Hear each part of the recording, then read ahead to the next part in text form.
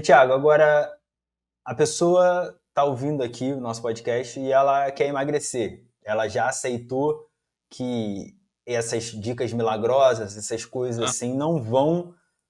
Ela já aceitou, não, né? Vamos ser um pouco mais realistas. Ela já tentou todas essas dicas milagrosas e não conseguiu o resultado final. E agora ela fez sua paz com ter que seguir orientações de profissionais que são embasados, né? Que trabalham com fundamentos e que ela vai ter trabalho, só que ela realmente vai ter resultado. Quais são as principais dicas? 3, 5 dicas que você tem para dar para essa pessoa? Cara, primeira dica hoje, que na minha opinião é extremamente negligenciada, é priorize o seu sono na tua vida. Priorize o sono na tua vida. Porque se nós formos analisar dentro de uma vertente de psicoeducação alimentar, o que é psicoeducação alimentar? Você vai comer pro resto da tua vida e você vai se movimentar pro resto da tua vida. O corpo humano ele precisa do movimento para se desenvolver e o corpo humano só conseguiu evoluir, por exemplo, porque a gente conseguiu ter o fogo para fazer com que a comida seja cozinhada e a gente conseguisse talvez obter os nutrientes. Então, dentro dessa perspectiva de que a gente vai fazer isso pro resto da tua vida, a gente tem que entender os nossos pensamentos e as emoções que são geradas e a manutenção de algo. Então, se nós formos analisar a base, por exemplo, das doenças psiquiátricas, as principais, ansiedade e depressão, que hoje figuram como os principais fatores emocionais que dificultam o emagrecimento de uma pessoa, a gente vai entender dentro de algo que a gente poderia priorizar ou talvez regular no nosso corpo, o sono, ele é o principal agente atribuído a isso. Não existe muitas vezes o entendimento do que está acontecendo na minha vida, se eu estou cansado, se eu estou irritado, se eu estou com a imunidade baixa, se eu estou reativo. Como é que eu vou talvez ter a racionalidade ou serenidade para adotar muitas vezes o que precisa ser feito se eu não consigo ter um funcionamento natural do meu corpo a partir da regulação do meu corpo. Então, o sono ele é prioridade. E olha só que interessante. Quando a gente está falando dos hábitos gatilhos ou os hábitos supremos atribuídos ao emagrecimento, o manejo do sono ele figura numa perspectiva que não é prioritária. Só que hoje, atualmente, né, nós estamos aí em 2024, o celular, ou a luminosidade, ou a exposição à luminosidade, hoje ela está figurando como um problema muito grande porque você inibe a atividade melatoninérgica por conta dessa excitabilidade. Então a gente está entrando num looping de excitabilidade muito grande e, consequentemente, um relaxamento reduzido. Se eu perguntar para você hoje, é mais fácil ficar excitado ou, por exemplo, relaxar?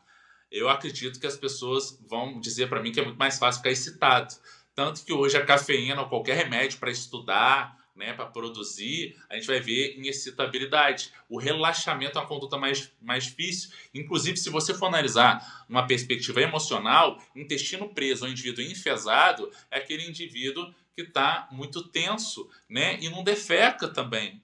E se eu estou falando se esse indivíduo não defeca, ele não consegue relaxar e o sono é um dos principais agentes atribuídos a isso. Se você for analisar, por exemplo, 70% do seu corpo é água e você precisa se organizar para fazer um movimento e de alguma maneira ajustar o teu comportamento alimentar, qual que é a dieta que funciona? Aquela que você consegue manter, né? Básico, essa é a primeira vertente. Só que é o seguinte, atribuído muitas vezes aos valores e crenças, às prioridades da minha vida, muitas vezes eu não me organizo, eu tenho que ficar trabalhando e muitas vezes eu não consigo, de alguma maneira, ter uma alimentação que seja uma alimentação ali com mais vegetais, frutas que aumentem a saciedade, por aí vai. Então a gente entra talvez numa perspectiva ambiental que está dificultando o meu processo.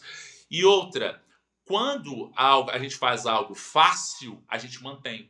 Então, a alimentação atribuída ao emagrecimento ela precisa ser uma alimentação fácil e prática e acessível. A gente tem aí na literatura a praticidade da alimentação como um dos mais importantes agentes atribuídos a isso. Arroz, feijão, carne é sensacional. A questão é, você consegue manter isso resto da tua vida? Essa é uma perspectiva. E quando eu estou falando da água como um hábito gatilho, é muito importante porque se você pergunta para alguém que está querendo emagrecer e fala assim, olha, você precisa beber 35 ml de água por quilo de massa corporal por dia, tá? Como é que tá a água? Nossa, a água é muito difícil para eu beber água, muito difícil. Se você não se organiza para beber água e colocar um nutriente vital na tua vida, você não vai conseguir se organizar para fazer exercício e fazer uma alimentação adequada. Então, literalmente, quando Pedro fala de Paulo, eu sei mais de Pedro do que de Paulo. Então, assim, existem hábitos, gatilhos, dos quais eu pergunto para uma pessoa e falo assim: como é que é a água? Nossa, horrível, eu não consigo beber água. Provavelmente algo na minha vida eu preciso me organizar. E o simples fato de estar com uma garrafinha do meu lado já é o quê? Um condicionante comportamental que justifica que eu tenho prioridade na minha vida em fazer algo que eu sei que é importante para mim, né? Obviamente tem várias camadas essa fala, mas inicialmente eu estou nutrindo o que a vida precisa ser, que é água. Então eu estou me organizando para ter uma prioridade na vida. E beber água é organização. É organização. Então, se você não se organiza, a gente já tem um problema. Então, quando a pessoa está falando assim, tem dificuldade em emagrecer, a primeira coisa que eu pergunto é: por que você tem dificuldade em se organizar? E o que está dificultando a sua dificuldade em se organizar? Eu posso utilizar um gatilho de culpa aqui e talvez jogar para você a responsabilidade ou, de alguma maneira, criar um ambiente emergencial que faça você, de fato, incorporar aquilo que eu estou falando. Quando a gente quer mudar algo, a gente precisa ter um componente emergencial. Muitas vezes as pessoas elas não são movidas à energia de mudança porque elas caem talvez numa perspectiva de não, amanhã eu faço isso, não, dá para eu fazer, dá para eu fazer. E o profissional de educação física, o nutricionista, acredito eu que vai se identificar muito com essa fala. Por quê? Porque culturalmente, dentro dos profissionais de saúde, o médico tende a ter um pouquinho mais culturalmente digamos assim, de respaldo social. Então, às vezes, quando esse indivíduo, que muitas vezes mora com um professor de educação física ou nutricionista, e o próprio filho ou o próprio familiar, os próprios amigos falam: cara, faz isso, faz isso, faz isso. E ele, não, não, não, não, não, mas ele consegue estar se sentindo cansado, tá? E aí ele vai no médico e o médico fala: olha, se você não fizer dieta e treinar, você vai morrer. Você vai morrer. Aí ele fala: meu Deus. Ou seja, o componente emergencial de uma figura que dentro do sistema de crença para esse indivíduo tem uma importância, muda uma perspectiva. Então, muitas vezes o indivíduo ele começa a mudar a vida dele porque ele se torna pai, ou talvez ele para de fumar, por exemplo. Dentro da ciência de tabagismo, é muito interessante que dentro do desmame da nicotina, porque quando a gente vai querer parar algo, a gente tem que ir desmamando aos poucos, né? E só que em alguns estudos, principalmente com gestantes, é muito interessante como o fato de agora a mãe entender que agora ela tem um filho e que esse filho é literalmente uma reverberação dela, já muda a perspectiva da vida dela, porque ela fala assim: agora não sou só eu. É uma pessoa que agora depende de mim e talvez eu preciso mudar por essa pessoa. Eu não mudo por mim. Por mim eu não tenho tanta força, mas por outra pessoa isso me dá força. Então, respondendo a tua pergunta, dentro também dessa relação de sono e entender quais são as minhas dificuldades de me organizar. E não ache que você tem TDAH, tá? Não ache. As pessoas hoje, todas, elas falam: nossa, eu tô esquecendo, nossa, sou muito agitado, eu tenho TDAH. Não sabia o percentual de diagnóstico, desculpa, a predominância, a prevalência de TDAH no mundo não passa de 5, 6%. Não passa de 5, 6%. Então a gente tem hoje um diagnóstico ou talvez uma identificação rasa, muitas vezes, de algo que está inquietando a gente ou que a gente está deixando muito ansioso, que a gente não dorme, está vivendo às custas de estimulante, numa perspectiva que transpõe, às vezes, nossa, era por isso. Eu não estou dizendo que, de fato, as pessoas que têm TDAH, transtorno de atenção e hiperatividade, elas não, de fato, sejam diagnosticadas e que o remédio vai auxiliar isso. Não estou falando isso. Eu estou só falando do que as pessoas muitas vezes atribuem às justificativas do que está acontecendo e que, na verdade, não está acontecendo. Então, o porquê eu não consigo me organizar, isso é sensacional. porque a partir do momento que eu começo a entender o que está acontecendo comigo, eu começo a criar várias possibilidades de resolução desse problema.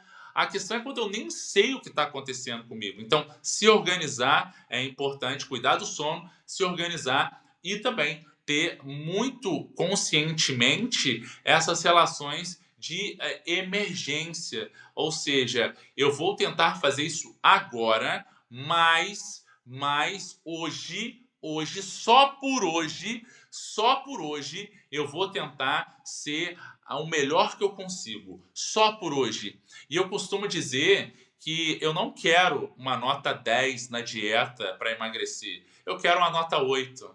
Eu quero uma nota 8 porque consistência vence intensidade. A melhor dieta do mundo é a nota 8, ela não é a 10. Ela não é a 10. E assim, uma pessoa agora que quer emagrecer hoje, fique do lado das pessoas que não te julgam. Não te julgam. É as pessoas que resolvem problemas. Hoje a gente tem os profissionais que te julgam demais. Tá? E o bom profissional é aquele que não julga. E assim, Thiago, é impossível não julgar. Eu concordo. Mas o treinamento, né, a consistência vence o talento. A consistência vence tudo. Então, se eu treinar, talvez, no momento em que eu estou julgando, eu virar e falar assim, caramba, julguei, né? Não, peraí, vamos com calma. E outra, dia após dia, eu acompanhar a pessoa que quer emagrecer. Então, se eu sou personal, se eu sou nutricionista, se eu sou médico, estar do lado de uma pessoa que precisa emagrecer potencializa a capacidade dela. E muitas vezes ela não está sendo efetiva naquilo que faz porque ela tem medo de ser honesta.